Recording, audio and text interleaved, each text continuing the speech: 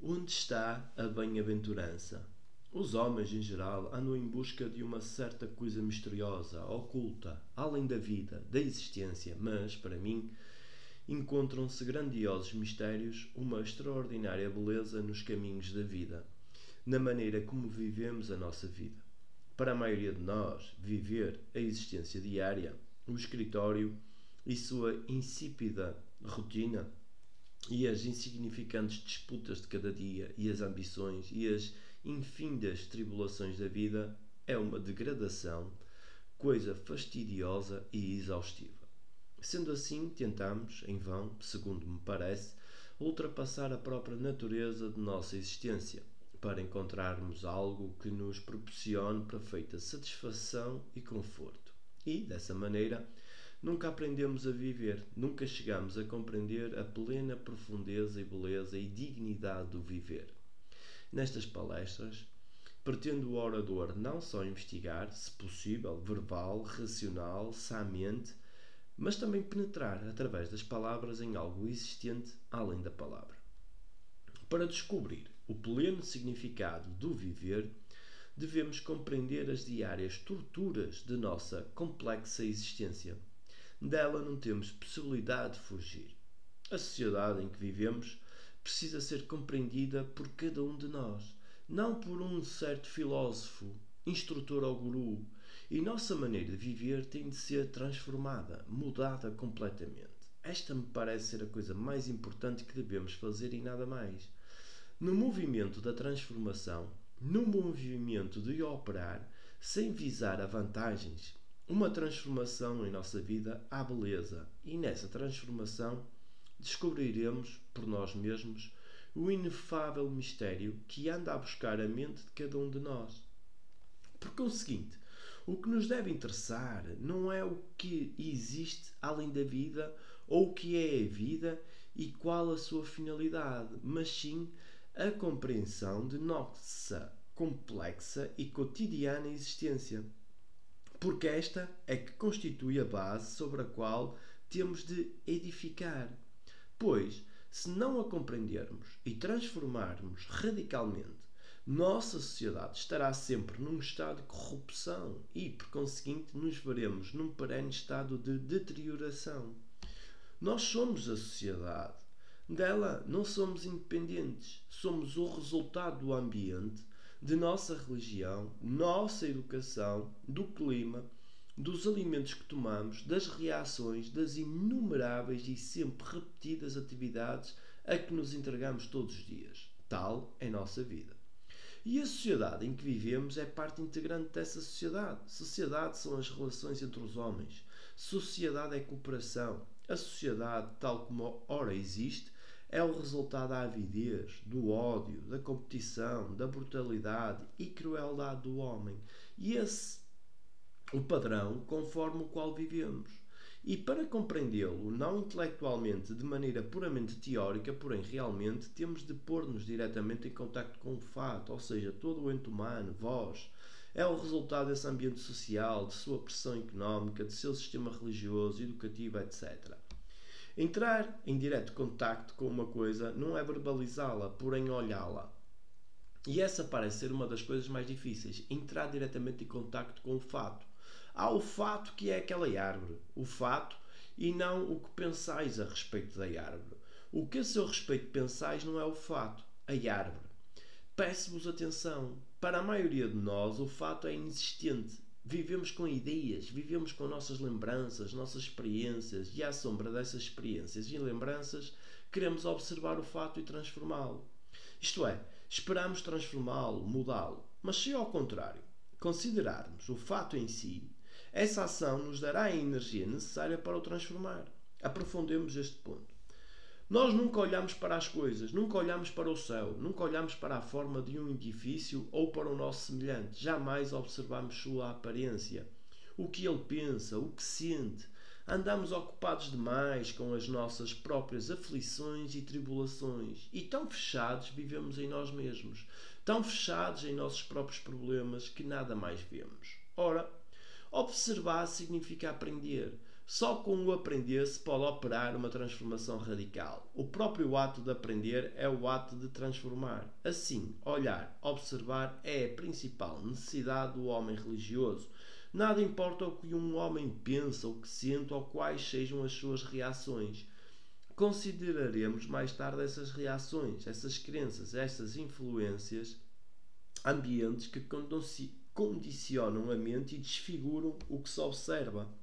Não sei se já observaste o poente, ou a serena dignidade de uma árvore, ou os contornos de uma ave a voar. O observar exige quietude, exige da mente a capacidade de estar em silêncio, de não ficar incessantemente a tagarelar entre si. Para observar necessita-se de um certo silêncio. E não se pode ter silêncio se a mente, no ato de observar, está a projetar suas próprias ideias, suas próprias exigências, esperanças, temores.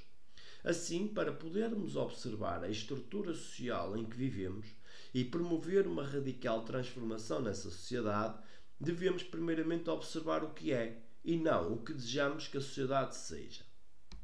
Porque a sociedade em que vivemos, nós mesmos a criamos e por ela somos responsáveis, cada um de nós. Ela não se tornou existente pela ação de forças fictícias espirituais. Nasceu de nossa avidez, de nossa ambição, de nossos gostos, aversões e inimizades pessoais, de nossas frustrações, de nossa busca de prazer e de satisfação. Nós criamos as religiões, as crenças, os dogmas, permitidos pelo medo. É nessa sociedade que estamos vivendo e o indivíduo ou foge dessa sociedade de que ele faz parte, porque é incapaz de compreendê-la ou de transformá-la, ou se deixa absorver de tal maneira em suas próprias tribulações que perde todo o interesse nessa exigência fundamental da mente humana de que ela, a sociedade, se transforme. A existência, pois, são relações. A existência é um movimento de relações. E essa existência significa sociedade. E nenhuma possibilidade teremos de ultrapassar os limites de nossa mente, de nosso coração, se não compreendermos a estrutura do nosso próprio ser, ou seja, a sociedade. A sociedade não difere de vós. Vós sois a sociedade. A estrutura da sociedade é a vossa própria estrutura. Assim, ao começardes a compreender-vos, estareis começando a compreender a sociedade em que viveis. Não estáis em oposição à sociedade. De Sartre, o homem religioso interessa o descobrimento de um novo caminho da vida, uma nova maneira de viver neste mundo, a fim de promover uma transformação na sociedade em que vive, porque, pela transformação de si próprio, transformará a sociedade. A compreensão disso é muito importante. Em geral, temos muito interesse em descobrir uma maneira de viver harmonicamente, sem demasiado conflitos, sem a esterilidade da moderna existência. Mas, se não compreendermos a existência, a nossa vida, não encontraremos nenhuma saída de nossa confusão, de nossas angústias, das tribulações que afligem o homem. É esta a primeira coisa que temos de considerar. Este, o fato. Temos de encarar o fato objetivamente. Assim como olhamos o fato que é aquela palmeira, temos de olhá-lo. Ora, olhar uma árvore é fácil, porque a árvore nenhuma interferência tem em nossa vida. Podemos olhar uma nuvem formosa, cheia de vida, de esplendor, de extraordinária vitalidade, porque ela nenhuma significação tem em nossa vida diária. Podemos observar a luz refletida na água e apreciar-lhe a beleza, a animação. Isso também nada significa em nosso cotidiano viver. Podemos ler todos os livros sagrados do nosso povo e citá-los interminavelmente, e também isso nada exprime a nossa existência. E para compreender a árvore, a nuvem, os reflexos luminosos na água, devemos olhar. E para olharmos, precisamos ter a mente vazia. Não sei se já olhaste uma flor. Não indiferentemente de passagem, se alguma vez observastes uma flor. Observar uma flor é tão importante como observardes a vós mesmo. Porque, quando observamos uma flor, começamos a aprender, a observar. Ao observar uma flor, a maioria das pessoas inclui na observação o dar o nome. Dizem que é uma rosa, uma violeta, uma primavera. Dessa maneira já não estão observando. A verbalização do fato é uma distração que nos afasta do fato. Mas o observar exige uma mente capaz de estar quieta, de não verbalizar, de observar sem opinião nem julgamento. E esta é uma das coisas mais difíceis. Observar não verbalmente uma coisa objetiva. Experimentai. Daí, de vosso lugar, olhar aquela palmeira ou escutar o que está dizendo o orador, objetivamente, pondo à margem vossas opiniões, vossas ideias, a reputação do orador, etc., sem verbalizar. Vereis, se o experimentardes, que precisais estar com a mente um tanto quieta. Do contrário, não podeis ver. Se olho para aquela palmeira pensando noutras coisas, não posso apreciar a beleza, a serenidade, as características, a totalidade da árvore.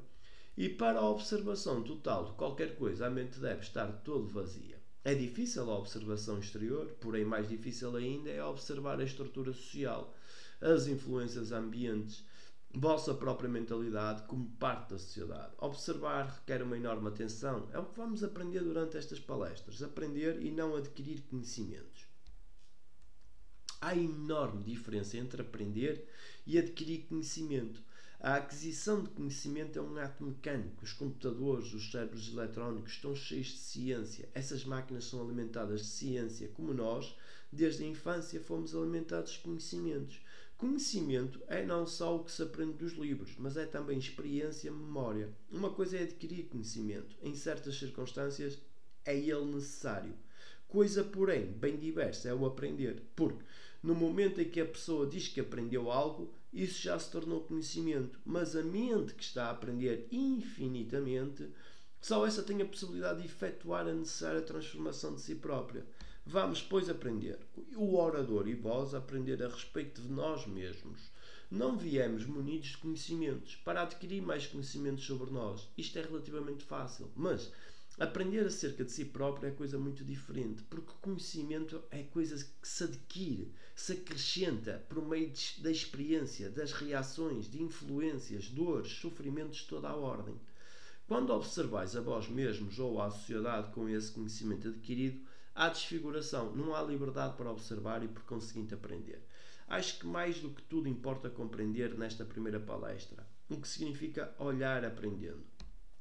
Olhar não significa apenas fazer uso dos olhos, mas também dos ouvidos, quer dizer, escutar com os ouvidos.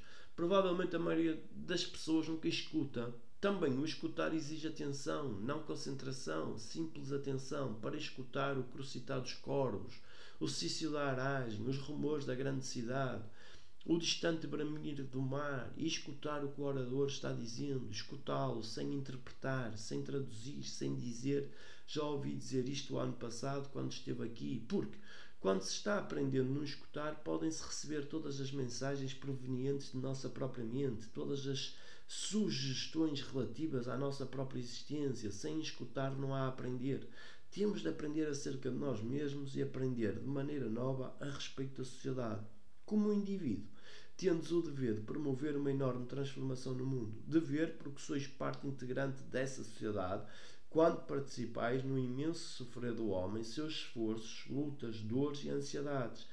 Tendes essa obrigação, e se não a compreenderdes, se com ela não entrardes diretamente em contacto, ao escutardes sua estrutura e mecanismo, tudo o que fizerdes, podeis percorrer todos os templos, recorrer a todos os gurus, todos os mestres e todos os livros sagrados do mundo.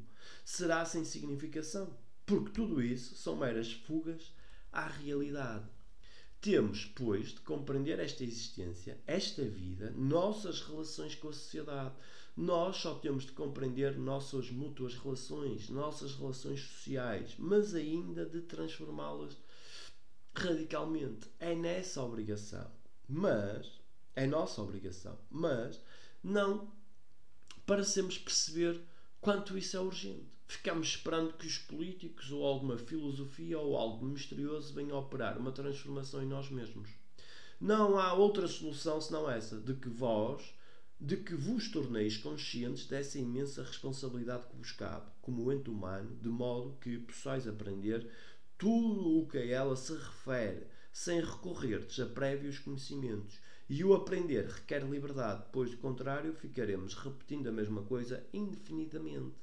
Não se pode aprender à errança. Deveis saber que há enorme confusão, aflição e sofrimento no mundo e que o homem de nossos dias, não soube dar a isso a devida solução. Assim sendo, apela-se para o passado. Considera-se necessário retroceder 5 ou 7 mil anos para ressuscitar aquele passado e restaurar o sentimento religioso. E por esse caminho igualmente nada se resolve, não há solução mediante o tempo. O tempo poderá tornar a vida mais aprazível, mais confortável, mas conforto e prazer não são soluções positivas para a vida. Tampouco se encontra a solução por meio de reformas. Não há solução no frequentar o templo, no ler qualquer livro sagrado. É necessário que o indivíduo compreenda quanto é sério tudo isso, ou sejam abandonadas todas aquelas futilidades e nos coloquemos frente a frente com os fatos. Nossa vida cotidiana, nossa existência brutal, ansiosa, insegura, cruel, com seus prazeres e entretenimentos, para vermos se, como entes humanos que vivemos há 2 milhões de anos, poderemos operar uma radical transformação em nós mesmos e, por conseguinte, na estrutura da sociedade. O tomar conhecimento dessa responsabilidade, dessa obrigação, é muito difícil.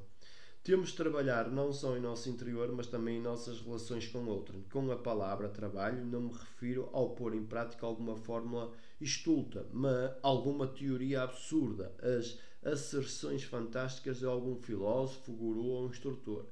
Todas essas coisas são infantilidades impróprias de um indivíduo amadurecido. Quando dizemos trabalho, isso significa que o indivíduo, cônscio de sua responsabilidade como ente humano, vivendo neste mundo, deve trabalhar pela transformação de si próprio. Pois, se ele operar essa mutação em si próprio, poderá transformar a sociedade. A sociedade não pode ser transformada por nenhuma revolução, quer económica, quer social. Disso já tivemos provas com a Revolução Francesa, a Revolução Russa. A eterna esperança do homem de que, mediante a alteração das coisas exteriores, o ente humano pode ser transformado, nunca se realizou e nunca se realizará. A reforma exterior, a reforma económica que forçosamente terá de operar-se neste país tão pobre, não irá modificar a atitude do homem, suas maneiras de vida, sua aflição e confusão. Assim, para que se opere uma total transformação do ente humano, é necessário que o homem se torne cônscio de si próprio, aprenda de uma nova maneira a respeito de si próprio. O homem, segundo as recentes descobertas da antropologia, vive há 2 milhões de anos e até hoje não descobriu uma solução para as suas aflições. Tem sabido fugir delas por meio de fantasias e ilusões, mas não encontrou a necessária solução. Não edificou uma sociedade livre de ajustamentos. Pode-se observar que há sociedades que cooperam por necessidade, sob a pressão da necessidade, da compulsão de uma revolução industrial, são forçados os indivíduos a viver juntos, têm de cooperar, de ajustar-se, de seguir um padrão. E numa tal sociedade, como se pode observar, sempre há conflitos. Cada um está contra todos, porque há ambição, competição, embora todos falem em amor ao próximo. Cada um é forçado a cooperar, mas, não obstante a cooperação e a asserção de amar ao próximo, todos são competidores, cruéis, ambiciosos. Por conseguinte, uma sociedade dessa espécie promove sua própria destruição. E há também uma outra forma de sociedade sem nenhuma consciência cívica. Cada um só trata de seus próprios interesses. Como se observa neste país, cada homem cuida apenas de sua família, de seu grupo, sua classe, sua região natal, suas diferenças idiomáticas. Vive inteiramente alheio ao que está acontecendo a seu próximo e, se pouco lhe importa, é total sua indiferença aos acontecimentos. Entretanto, seus livros religiosos ensinam que ele terá uma vida futura e, portanto, deve comportar-se decentemente, que existe karma. Tudo o que ele agora faz é levado em conta, como fala, como diz as coisas, não importa a quem seja, que deve proceder virtuosamente, pois, do contrário, pagará por seus atos na próxima vida. É isso, em linhas gerais, o que eles preceituam. Nesta base, há séculos, os indivíduos estão sendo educados. No entanto, tais crenças e ideias nada importam em vossa vida, porque não credes. Continuais a comportar-vos como se esta fosse a única vida realmente importante. porque continuais a competir, a ser ambicioso, a destruir o vosso semelhante, socialmente, sois destituídos de espírito cívico. Há, pois, duas formas de sociedade. Numa delas, o indivíduo é obrigado a ajustar-se, forçado pela necessidade a cooperar. Aí, o ente humano adquire uma mentalidade cívica. Não joga lixo na rua, porque se o fizesse seria punido. Nessa sociedade há ordem, mas dentro dessa ordem, dessa organização, cada um está contra todos. Na outra forma de sociedade, a existente neste país, não há uma estrutura social, não há a menor consciência cívica, porque ninguém crê no que lhe é dito ou ensinado. Há essas duas formas de sociedade e cada uma delas traz em si o germe de sua própria destruição. Assim sendo, ao homem religioso importa criar uma nova sociedade inteiramente diferente daquelas, ou seja, uma sociedade em que cada indivíduo proceda virtuosamente a cada minuto por compreender suas responsabilidades como ente humano, por compreender que só ele responde por sua conduta e suas atividades, só ele será responsável se for ambicioso, cruel, destruidor, rancoroso, ciumento, competidor, atormentado por temores. Só tais indivíduos podem criar uma nova sociedade. Necessitamos de uma nova sociedade e ninguém mais a pode criar senão vós mesmo. Mas não parecemos sentir nossa imensa responsabilidade a esse respeito. E é isso o que mais importa, antes de tudo o mais, porque essa é que é a base adequada, ou seja, o comportamento virtuoso, a conduta justa, que não é conduta ditada por um padrão, porém conduta que decorre do aprender. Se o indivíduo está aprendendo a todas as horas, esse próprio ato de aprender cria a ação virtuosa. Por isso, só a mente religiosa pode criar a nova sociedade. E, como disse, cada um deve aprender a conhecer-se por si próprio e não mediante ensino ministrado por outros ou por seus livros sagrados, pois tudo isso é inteiramente alheio ao vosso próprio ser e, portanto, sem nenhuma significação. Tendes de aprender de maneira nova a conhecer-vos. Por conseguinte, deveis aprender a observar-vos. Do mesmo modo que observais aquela árvore, deveis observar a vós mesmo. Assim como observais aquela árvore sem desfigurá-la, deveis observar-vos sem desfigurar o que vedes. E aí é que se apresenta a maior dificuldade, pois não gostamos de olhar os fatos, preferindo tomar conhecimento do que nos dá prazer e, portanto, evitar os fatos. Se desejo conhecer-me, aprender os fatos em mim existentes, tenho de observar cada movimento de minha mente, cada sentimento que tenho, e nunca dizer que tal sentimento tem ou não tem razão de ser, nada negar e nada modificar, porém observar simplesmente o que sou. Isso requer uma certa disciplina, porque a observação do fato é em si uma disciplina. Observai, por favor. Olhai a flor e vereis quanto é difícil observá-la sem lhe dar nome, sem reação de espécie alguma, sem dizerdes que dela gostais ou não gostais. Observá-la simplesmente. Vereis então quanto é difícil observar objetivamente qualquer coisa existente inteiramente fora de nós mesmos. E, se vos voltais para o interior, torna-se muito mais difícil a observação. Porque, para o interior, tendes opiniões a respeito de vós mesmo. O que deveríeis ser, o que não devereis ser, o que sois, a opinião do que sois, o superego, o Atman, Deus, tudo o que pensais ser, pois a respeito de vós mesmos, tendes tantas ideias fantásticas. E são essas lembranças, essas fantasias, essas ilusões, essas experiências, todo esse conhecimento adquirido que vos impedem de observar-nos e manter-vos cônscio de tudo isso, do conhecimento sob várias formas e não o deixar interferir na observação de vós mesmo. E esse próprio ato traz consigo a necessária disciplina. Para irmos muito longe, temos de começar com o que está muito perto.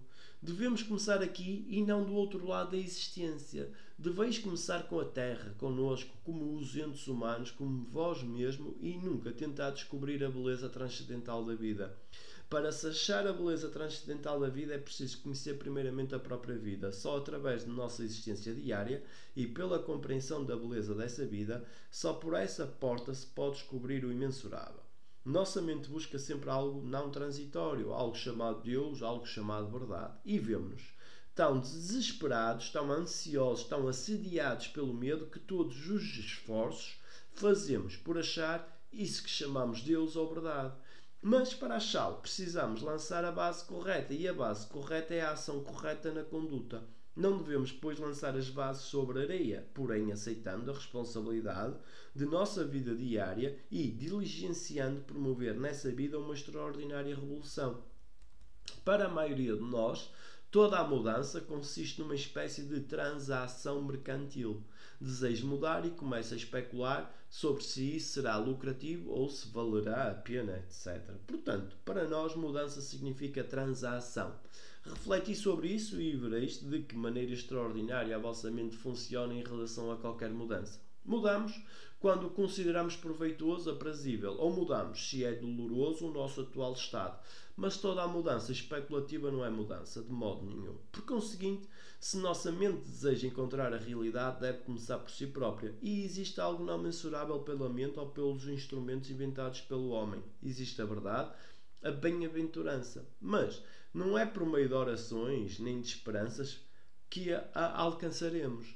Porém, pelo nos tornarmos totalmente responsáveis por cada uma de nossas ações em cada dia, em cada minuto do dia. E então, dessa responsabilidade desponta a flor da compreensão, que é o verdadeiro caminho da vida. Esse caminho tem de ser descoberto por cada um de nós, pois só por ele se alcançará a realidade, a iluminação, as profundezas do espírito.